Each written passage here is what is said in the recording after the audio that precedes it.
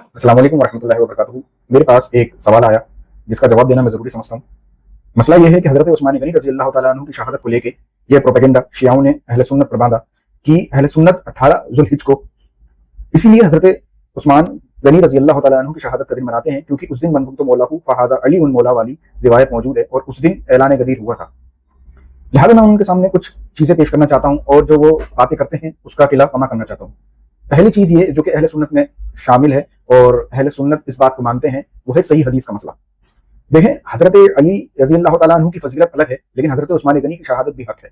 अब जब हजरत उस्मान गनी की शहादत की बात करते हैं तो सही हदीस से साबित है कि जब आप शहीद हुए उस दिन आप रोजे से थे, तो ये तो सही सनद से साबित हुआ। अच्छा, दूसरी चीज जो है वो ये है कि ईद के दिन का रोजा नहीं होता, ये भी सही सनद से साबित है।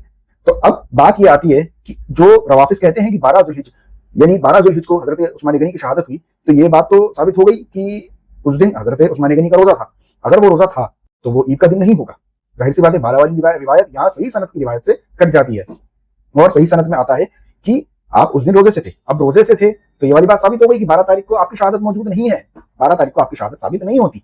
जाहिर सी बात है, कब होती है? 18 ज़ुल्हिज को। उसकी एक और क्या रिवायत है कि हजरत अली ने जो पहला खुतबा अपना इरशाद फरमाया जुमे का, वो 18 के बाद जो जुमा आता है उसमें इरशाद फरमाया। तो जाहिर सी बात है, इससे साबित हो गया सही सनद के साथ कि हजरत उस्मान गनी की शहादत जो है वो 12 नहीं बल्कि 18 ज़ुल्हिज है।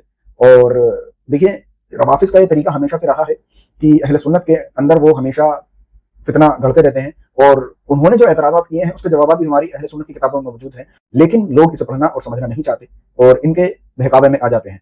हमारा उन सबसे यही मुतालबा है कि अपनी किताबों को पढ़ें और इन रवाफिज का रद्द करें और इन रवाफिज के जो अकीदे हैं उन बातिल अकायद को हमेशा उजागर करें और बताएं कि अहले रवाफिज का अकीदा क्या है और कितना